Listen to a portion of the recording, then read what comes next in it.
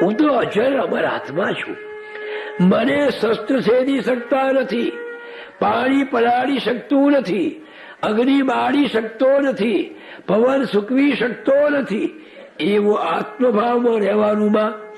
દેહ ભાવ એ મોત છે, આત્મભાવ જીવન.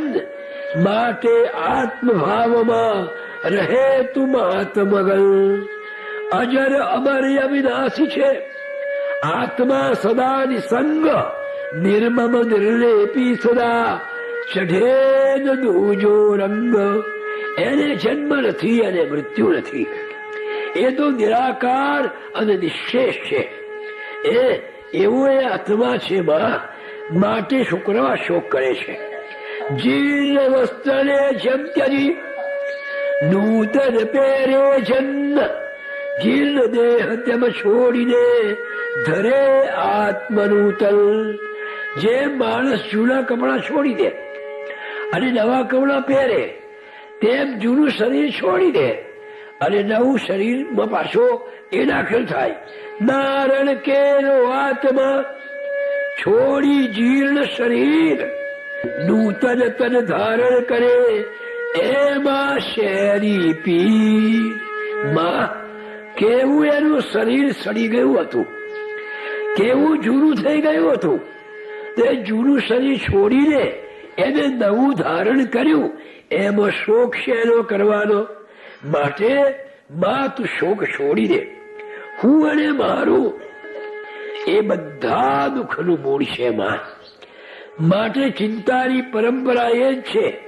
માટે આ સંસાર બધું દુઃખથી ભરેલું છે.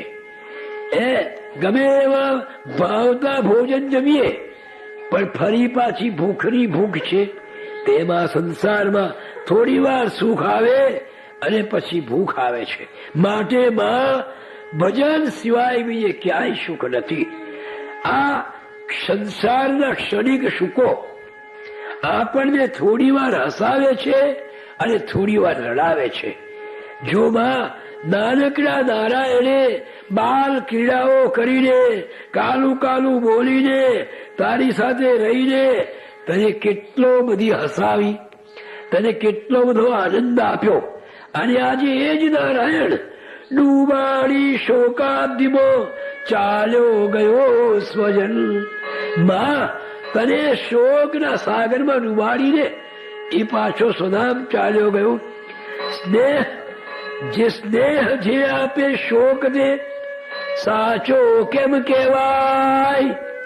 અવધૂતજીએ બહુ સુંદર વાત કરી છે. જે સ્નેહ આપણને શોકમાં નાખે, જે પ્રેમ આપણને પીડા આપે, એને પ્રેમ કેમ કહેવાય? એને શોક કેમ, એને સ્નેહ કેમ કહેવાય? સ્નેહ જે આપે શોક દે, તેને સાચો કેમ કહેવાય? સાચો સ્નેહ તો જીવનથી ક્ષણે અળગો થાય. સાચો સ્નેહ તો એ છે. માટે માત વિચાર તું, મોહ પડલ કર દૂર, દિવ્ય દ્રષ્ટિથી નિરખતું સબર ભર્યું જે નૂર. માટે માં, મારી શોક છોડી દો. જુઓ માં, આ સિવાય હું તમારી સેવામાં સદાય તૈયાર છું. તારી સેવા એ જ માં મારું તપને ધ્યાન, સાધન જપતમ મારું તુજ ચરણે કુરબાન. માં, મારું તપ, મારું જે કે હોય ત્યાં તારી સેવા. આ નિર્જન વનમાં તને ગમતું હોય તો નગર શહેર કે જ્યાં કહીશ તું આવીશ ત્યાં. તને અહીં ના ગમતું હોય માં, તો તું જ્યાં કહીશ ત્યાં હું આવીશ. વડોદરા, ગોધરા, અમદાવાદ, મુંબઈ, તારે જ્યાં જવું હશે ત્યાં હું આવીશ. મારા તપ વૈરાગ્યને ભજન ધ્યાન સાક્ષાત બાજુ પર મૂકીશું. તુજ કાજે ઓ માત. માં, આ બધું છોડી દઈશ. માટે શોક ત્યજો અને તારી સેવામાં મારું મન, પ્રાણ, શરીર બધું અર્પણ કરી દઈશ. એમ કહ્યું ઉદ્ધવજી. માના ચરણમાં ઝૂકી ગયા. મારી આંખમાં આંસુ વહી રહ્યા છે. કહેવા લાગી કે આવા દીકરાને ધન્ય છે. અમૃત જેવા થૈયાને ટાઢક આપે એવા વચનથી માનું મન શાંત થયું. કેશવલાલને દાસને બીજે દિવસે બાપજીએ બોલાવીને પૂછ્યું કે આ માજીને પૂછી જુઓ કે માજીને શું કરવું છે. એ જે કે એમ મારે કહેવાનું કરવાનું. એ જો કે એમને શહેરમાં રહેવા જવું છે તો એમની સાથે શહેરમાં જઈશ. સાધુનો વેશ છોડી દઈશ, નોકરી કરીશ, પણ માને હું આનંદમાં રાખીશ. માટે જાઓ, તમે હમણાં જ જઈને પૂછી આવો. એટલે દાસ અને કેશવલાલ માજી પાસે આવ્યા કે માજી, તમારી શી ઈચ્છા છે? તમારે જો શહેરમાં રહેવા જવું હોય તો અવધૂતજી તમારી સાથે શહેરમાં આવવા તૈયાર છે. પોતાના તપ, તિતિક્ષા, ધ્યાન, ધારણા બધું છોડી દેવા તૈયાર છે. આપના ઉપર બધો આધાર છે. માં, તમારી જેવી ઈચ્છા એ પ્રમાણે અવધૂતજી કરશે. એ સદાય તમારી સાથે રહેશે. વચન સુણી આ ભક્તનો માજી કરે વિચાર. જો આ માં કેવી છે. બીજી વાત હોય તો ચાલ ભાઈ પાછો સંસારમાં અને મને વડોદરામાં રાખ કે મુંબઈમાં રાખ અને સારી નોકરી મેળવને મને આનંદ પ્રમાણ. પણ આ તો જગદંબા છે, ત્યાગમયી છે, વિશ્વ કલ્યાણ કરનારી માં છે. આ તો એને સ્વ વિચાર કર્યો. આ એક જ વિચાર, શા માટે અવધૂતના તપને કરું ખુવાર. મારા દીકરાએ આટલું તપ કર્યું તો એ તપને હું શા માટે નકામું કરું. માયા મુક્ત બનેલા મુજ દીકરાને આમ માયા કેરા ઘટમાં ફરી ફેંકું શું કામ. દીકરો મારો માયાથી મુક્ત થયો છે તો મારા દીકરાને ફરી માયામાં શું કરવા નાખવું. જો મા વિચાર કરે છે આ જગદંબા છે ને અનસૂયા છે સાક્ષાત, એટલે એના ત્યાગનો વિચાર આવે છે. જન્મ જન્મના પૂર્વનો પુણ્ય કરેલો હોય તો જ ઉદરથી અવતરે દીકરો યોગી કોઈ. મારું કેટલું પુણ્ય હોય તો એના ઉદરમાંથી યોગી દીકરો જન્મે. અનસૂયાને બદાલસા રેણુકાને ધન્ય, જેના ઉદરે અવતર્યા પુત્રો યોગી વરેણ્ય. માને અતીતમાં ઉતરી ગયા અનસૂયાને યાદ કર્યા કે ધન્ય છે અનસૂયા. યોગી જન્મ્યા, ત્રણ દીકરાઓને આપી દીધા. ધન્ય છે મદાલસા, ચાર દીકરાઓને યોગી બનાવી દીધા.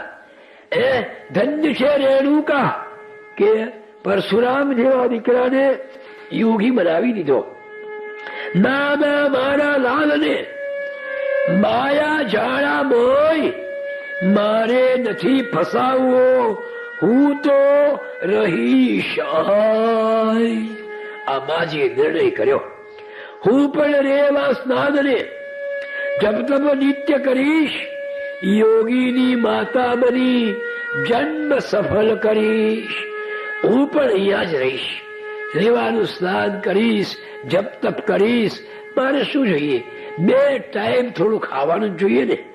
જેના કુળમાં દીકરો જન્મી યોગી થાય, 71 તે કુળની પેઢી વૈકુંઠ જાય.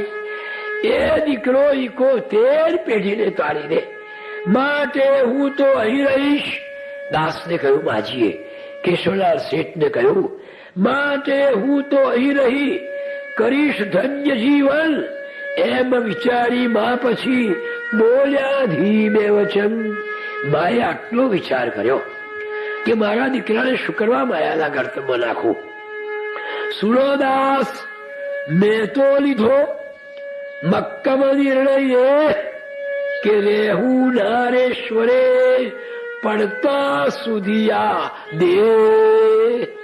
બસ આ શરીર મારું પડે ત્યાં સુધી મારે નારેશ્વરમાં જ રહેવું છે. મારું શરીર અહીંયા જ પાડવું છે.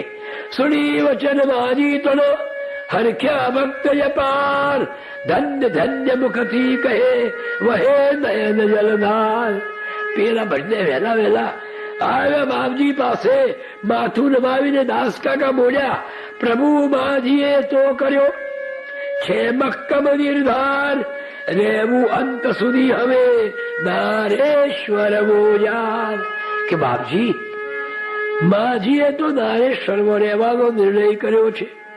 વચન સુણી શ્રીદાસનો અવધૂત મનનો મોર, નાચી ઉઠ્યો મોદથી કરે મસ્ત કલશોર.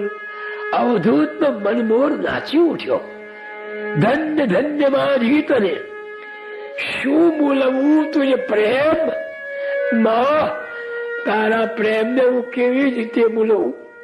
બદલો તારા પ્રેમનો વાળી શકીશ હું કેમ? દીકરાને માટે માએ પણ જંગલમાં રહેવાનું પસંદ કર્યું. મારા તનની ચામડી ઉતારી દઉં માથ, તારા પગના પગરખા બનાવી દઉં સાક્ષાત. કેવો માતૃ પ્રેમ છે માં! મારા શરીરની ચામડી ઉતારી દઉં, એના પગરખા બનાવીને તારા ચરણમાં પહેરાવી દઉં માં, તોય તારા પ્રેમનો બદલો નવડે માત. માં એમ વધી અવધૂતજી મનોમંદ તે માર, માના ચરણે કરી રહ્યા વંદન વારંવાર. હવે મનમાં નિર્ણય લીધો કે માજીને જરાય પણ કશું જ પણ એ ન લાગવું જોઈએ. એટલે નારેશ્વરની અંદર માજી સર્વશ્રેષ્ઠ, માજી સર્વોપરી સુપ્રીમ કોર્ટ કહેવાય. માનો નિર્ણય સર્વને રહેશે શિરોમાન્ય બાસ. માજીને એટલું માન આપો કે માજી કે થાય. નારેશ્વરના સુપ્રીમ કોર્ટ માજી, એ જે નિકાલ આપે, જે ચુકાદો આપે એ દરેકને કબૂલ કરવાનો. ભક્તો ખુશખુશ થઈ ગયા. સુણી રંગ નિર્ણય માજીને પ્રાર્થી રહ્યા, જોડી નિજ કર દ્વય. દાસ કાકા માજીની પ્રાર્થના કરવા લાગ્યા. ત્યાગ મહિમા ધન્ય છે, ધન્ય છે તારો ત્યાગ, જનહિત કારણ તે તજો ઓ માં જગ અનુરાગ. સંસારનો અનુરાગ છોડી દીધો માએ. તારા તપ તુજ ભાવના ફળ્યા અહી અદભૂત, ત્યાં દીધો જગને આહા યોગી રાજ અવધૂત. માં વિશ્વને તે જગદમ અવધૂત આપ્યો. નંદમયી જગદંબહે અનસૂયા સાક્ષાત, વાર વાર તુજ ચરણમાં વંદન રૂકુમા. માં તારા ચરણમાં વંદન છે કે છે. આજ જે માને વંદન કરીને ભક્તોને આનંદ થયો. નારણભાઈની બધી ઉત્તર ક્રિયા શાસ્ત્રોક્ત પ્રમાણે સુંદર રીતે કરી, વિધિસર કરી. પછી જો કેવા ભક્તો હતા, બધા ભક્તો ભેગા થયા.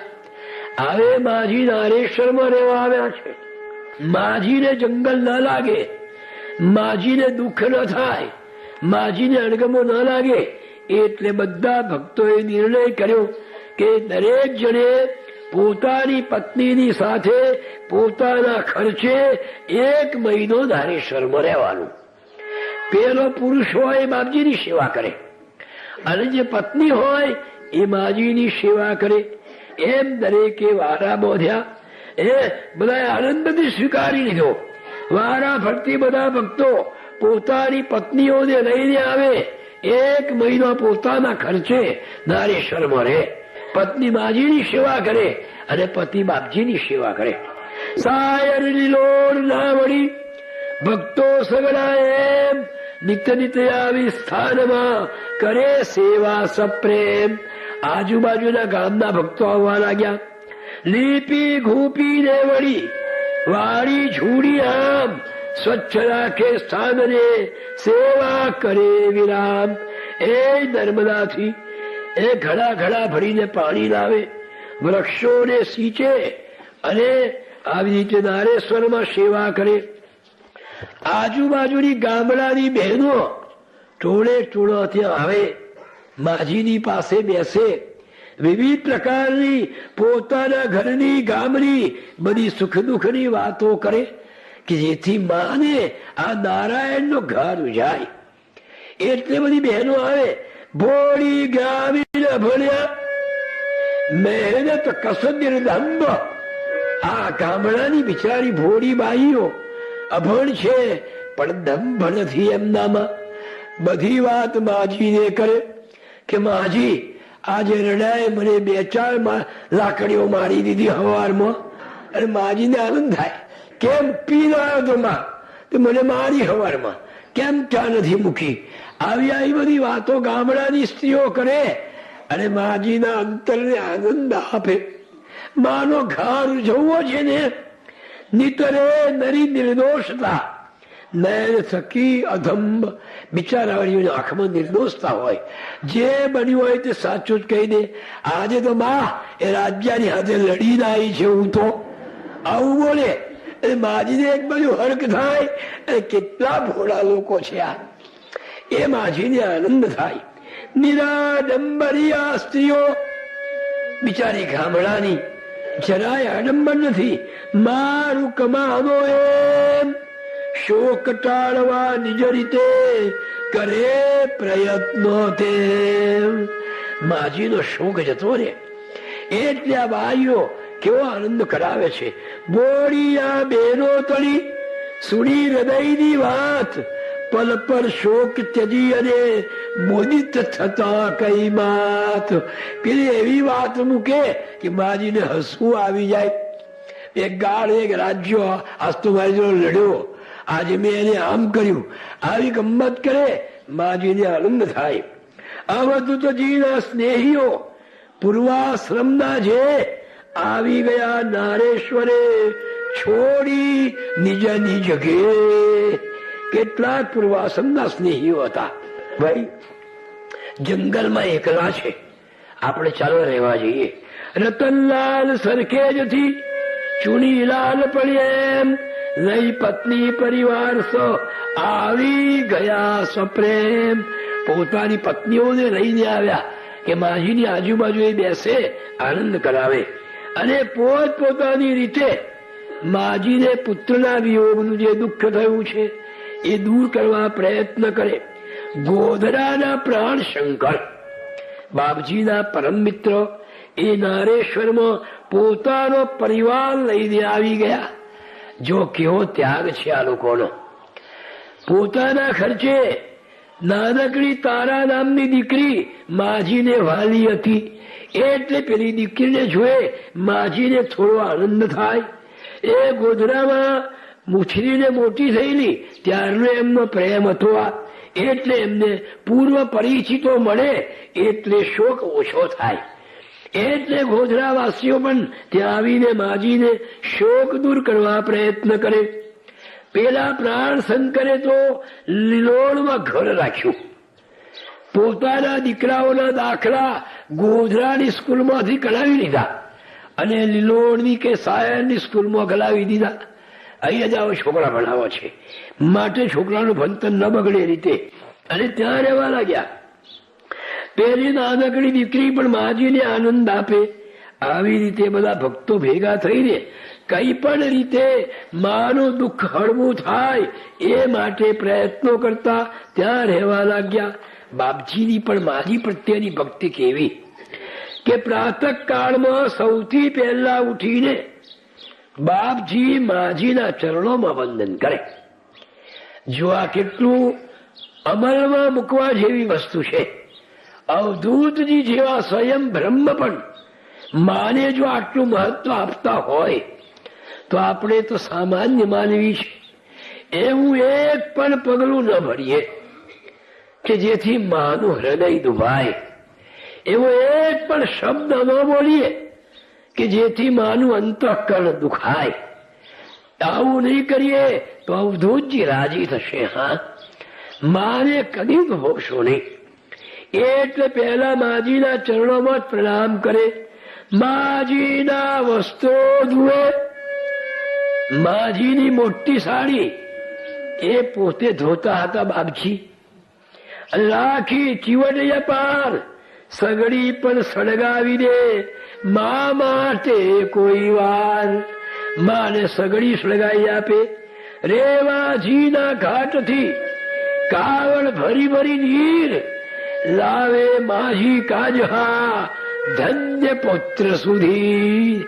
કાવડ ભરી ભરીને નર્મદાના પાણી લાવે. દળનું દળતા ઘંટીએ માજી માટે એમ મેં જોયા અવધૂતને, અરે ભૂલાય કેમ. અલગજી કે છે કે ઘંટીએ દળનું દોડતા પણ મેં બાપજીને જોયા છે. માજીનો કપડા ધોતા જોયા છે. નાની મોટી માજીની સગડી સેવા આમ અવધૂતજી પોતે કરે આગ્રહથી તમામ. આગ મારે જ જોવાના, કોઈને ના આપે. અંગત સેવા માતની અન્ય ભક્તને એમ અવધૂતજી કદી ના કરવા દે. કોઈ નહીં કરવા દેતા નતા. એમ જીવનમાં વળી દીધી માતૃભક્તિ અદભૂત. નમાતુ પરદૈવતમ બનાવ્યું જીવન સૂત્ર. પોતાનું જીવન સૂત્ર બનાવી દીધું. નમાતો પરદૈવતમ. અનક કહે સુન શિષ્ય, કહું ગુહ્ય એક વાત. સેવાથી મા બાપની રીઝે જગનાનાથ. મા બાપની સેવાથી ભગવાન રીઝે છે. જેને જગમાં જન્મીને સેવા માને બાપ, તેને જન્મ જન્મ તણ નાશે કોટિક પાપ. માત પિતા સંસારમાં હરતા ફરતા દેવ, એ રીઝવતા રીઝશે 33 કોટી દેવ. જો મા બાપને રીઝવીશું તો 33 કરોડ દેવ રીઝાશે. જેને આ સંસારમાં દુભલા માને બાપ, નક્કી ચંડાળનું મુખ જોવામાં પાપ. એનું મોઢું પણ ન જોવું જોઈએ, એ ચંડાળ છે. બાપજી તો લખી ગયા છે, જે મા બાપને દુઃખ દેતો હોય એનું અન્ન પણ ન ખવાય, નહીં તો આપણી બુદ્ધિને ભ્રષ્ટ કરી નાખે. દુઃખ દે જે મા બાપને, ભલે હોય ધનવાન જ્ઞાની સત્તાધીશ કે હોય એ બુદ્ધિમાન, તો બધું એ વ્યર્થ છે, થઈ જશે બરબાદ. લીધા વિના મા બાપના અંતર આશીર્વાદ. મા બાપના આશીર્વાદ સિવાય. આ રીતે અવધૂતજીએ માતૃભક્તિને પોતાના હૃદયમાં ગૂંથી લીધી. એમને તો એટલે સુધી કહ્યું કે માત પિતા ચરણે થજો ચિત્ત સદાય વિલીન. ભગવાનના ચરણોમાં નહીં પણ મા બાપના ચરણોમાં કેટલી અદભુત માતૃભક્તિ છે. આપણે કહીએ કે ભગવાનના ચરણોમાં મારું ચિત્ત ચડજો. અવધૂતજીના ગુરુ મહારાજ માજીની કુટીર પર એમનું એક સુંદર ચિત્ર મૂકેલું હતું, પણ બાપજી પહેલા માજીને અંદર જઈને વંદન કરે, પછી બહાર નીકળીને ગુરુ મહારાજને વંદન કરે, અને પછી બીજું. અવધૂતજીએ જીવનમાં માતૃભક્તિને ઉતારી લીધી, ભણી લીધી. હવે અવધૂતજી આ પ્રમાણે માતા પિતાના ચરણમાં પોતાનું ચિત્ત વિલીન થાય એવી જાતનું કહ્યું. મા બાપ એ જ આપણા ઉમા અને મહેશ્વર છે. માટે હવે સાંભળ, માજી અને બાપજી વચ્ચે કેવો પ્રેમ હતો. એ કોઈક વાર એમની કસોટી પણ થાય. એક દિવસ બાપજીને બહાર જવાનું હતું. આસામી પાર આવીને રેડુ ગામ આવીને ઉમરલા જવાનું, અને ઉમરલાથી ગાડીમાં બેસીને કોઈ જગ્યાએ જવાનું હતું. ત્યાં એમનું સ્વાગત ને આને તૈયારીઓ. સવારમાં વહેલા ઉઠ્યા બાપજી, સ્નાન વગેરે કરી માજીના ચરણોમાં વંદન કરી અને પોતે ધ્યાનમાંથી મુક્ત થયા. એટલે પેલા ભક્તો આયા કે બાપજી નાવડી તૈયાર છે, આપણે જલ્દી નીકળવું પડશે, કારણ કે રેણુગામ જવાનું અને રેણુગામથી ઉમલ્લા જવાનું અને ત્યાં ગાડી પકડવાની, નહીં તો જો મોડું કરીશું ને તો ગાડી ઉપડી જશે. બાપજી કે હું તૈયાર છું, તો ચાલો. બાપજી જતા પહેલા માજીને વંદન કરે. જો આપણે આ જીવનમાં ઉતારવા જેવું છે, અવધૂતજીની આ રંગ લીલામૃત એ લીલાઓ નથી, પણ અવધૂતજીની આચાર ગાથા છે. અવધૂતે પ્રચાર નથી કર્યો, ઉપદેશ નથી કર્યો, પણ આચાર કર્યો છે. જો પોતે આચરીને બતાવ્યું છે કે મારી માફક તમે પણ માને વંદન કરો, માને વંદન કરીને જ બહાર નીકળો. પરીક્ષા આપવા જાય તો મા બાપને પગે લાગીને જાઓ, બહાર જવાનું થાય તો મા બાપને પગે લાગીને જાઓ. મા બાપના આશીર્વાદ આપનું રક્ષણ કરશે, આપણને સફળ બનાવશે. એટલે બાપજી માને વંદન કર્યા સિવાય, માજીને નમસ્કાર કર્યા સિવાય કોઈ જગાએ જાય નહીં. આજે પેલા ઉતાવળ કરે છે કે બાપજી હજુ વેણુગામ ને વેણુગામથી ઉમરલા ને જવાનું છે, એટલે હવે આપ જલ્દી પધારો, નાવ તૈયાર છે. બાપજી વહેલા વહેલા માજીના દર્શન કરવા માટે માતૃ કુટીરે આવ્યા. એ વખતે માજી સંડાસ ગયા હતા. હવે બાપજી મૂંઝવણમાં મુકાયા. જો માજી ક્યારે નીકળે કેમ કહેવાય?